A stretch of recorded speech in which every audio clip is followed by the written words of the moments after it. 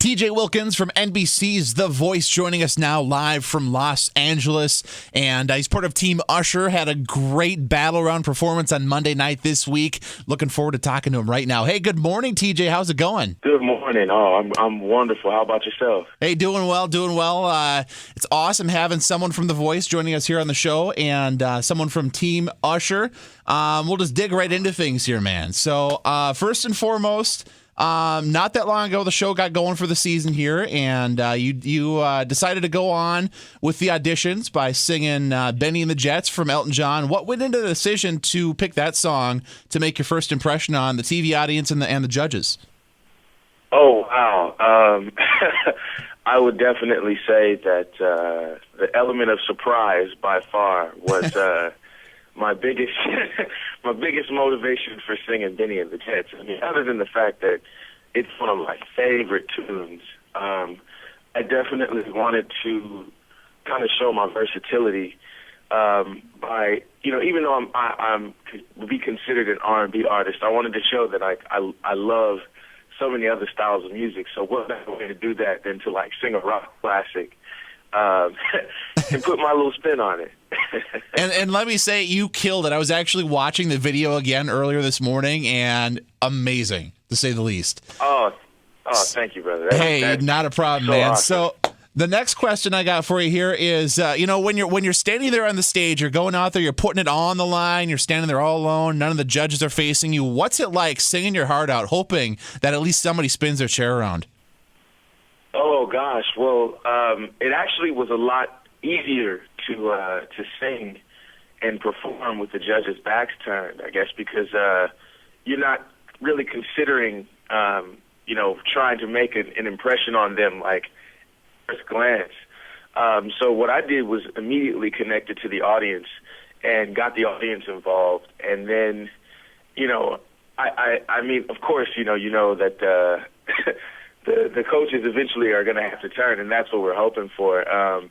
But for me, it was just kind of finding my comfort zone and then kind of settling into it. And then once the coaches turned around, all of the brakes came off, and I put my foot on the gas and and went for it. And Blake, Usher, and Adam, all three of the guys spun their chairs around almost right away, and that's got to be really exciting. Like you said, I mean, you picked up your everything got exciting for you at that moment. How did you? What spun you into making the decision to go with Usher out of the three that decided they wanted you on their team? Oh, wow. Well, first off, I got to say it was so overwhelming to have all three of Adam, Blake, Usher turn around for me. And I really had a hard time up there because each one of those guys I respect so much, from a musical standpoint and a business standpoint. Each one of them have made such great success in the business. But ultimately, what kind of was the deciding factor for me with Usher was the fact that I grew up, watching his career.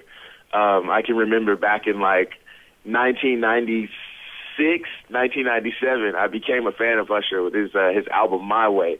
And I was like, man, I want to be like that guy one day. And, I thought about it. I said, well, how often do you get to really work with, your childhood idol?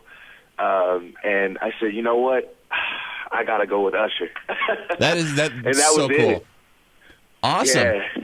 So this week, man, you killed it again. You did one of the battle rounds. You were singing with Biff, and you sang "Ain't Too Proud to Beg" by the Temptations. And what's it like singing in a competitive singing environment like that? Usually, when you sing, you go out on stage, you're just doing your thing, but you're competing for something at this point. What's that like? Oh wow, it's definitely a different ball game from doing the blinds. Mainly because now you not only have to make a good impression with your performance, but you also kind of have to be a team player.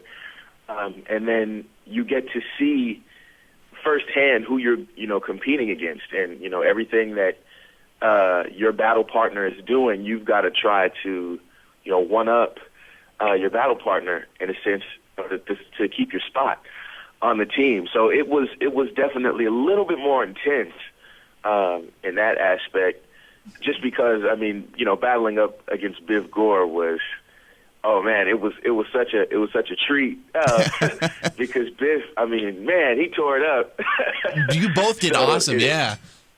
Oh, thank you, man. So it was really cool because when we were, you know, in rehearsals with Usher and Jill Scott, it was great to see what he was bringing to the table because he pushed me to be better. So it was definitely intense, but it was a lot of fun at the same time.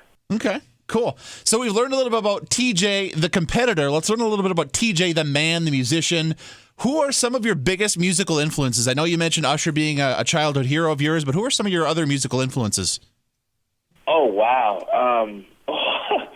Do you have time? I know it's got to be super tough, but if you could pick like maybe 3, 4, who would you go with? If I could pick 3, my top 3 would be, of course, everybody loves Michael Jackson. Oh yeah. And then Stevie Wonder is another big musical influence of mine, and Prince. And that, you know, those 3 guys, you know, all together, and of course Usher as well. He would be in my top 4. Okay. You know, those 4 artists really kind of connect with me, mainly because we all kind of come from the same musical background as far as like starting in church. And then what I really respect about, you know, those 4 guys is their music had the ability to kind of transcend genres, which is the type of artist that I want to be, where, you know, I can get into any genre and do it well. So, I mean, I have so much respect for, you know, those guys, and I aspire to be like them one day. And hopefully this competition, you know, will give me the opportunity to be that artist. So that would be awesome if this was the launching pad that gave you that opportunity. That would be so cool.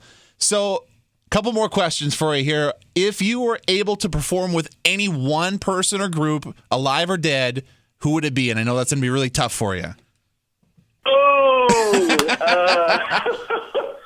Oh, man, you're going to get me in trouble. If I had to perform with any one person, alive or dead, oh gosh, I plead the fifth. I didn't know if I was putting you on the hot seat or not. So. Oh man, yeah, that's definitely on the hot seat. Let's see if I could pick one person. Oh God, I would say, okay, I would say Prince. All right. If I could perform with one person, yeah. Love it. Love it. It'd be, because it'd be one big jam session. So that would be so cool. And of course, he a Minnesota boy, so loving that too. That's awesome. Yeah. Oh yeah. Didn't mean to put so much pressure on you. I didn't think I was going to make you sweat there, but. One final question for you. This one should be just a little bit easier for you. What's one thing about yourself that maybe the TV audience, folks that are watching you at home, might not know that you're willing to share with us here on the radio? Oh, no problem. Well, one thing about myself is that I am a big jokester. You know, while we're rehearsing, and you know, while we're preparing for, you know, for each show and everything like that, I am the guy who is like telling jokes. I'm doing impressions of people. I mean, you name it. Like I just like to have fun, and I really enjoy, you know, what I do. I'm just a character, man. So I like to bring that to the stage. But behind the scenes, I'm very much so, like, even more like a character. So.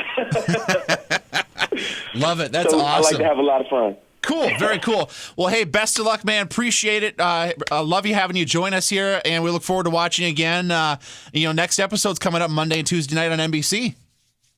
Oh yes, please tune in. Please, everyone, tune in. It's going to be fun. You know, the battles are electrifying, and I'm just so glad to be a part. And yeah, please keep watching. Thank you so much for having me this morning.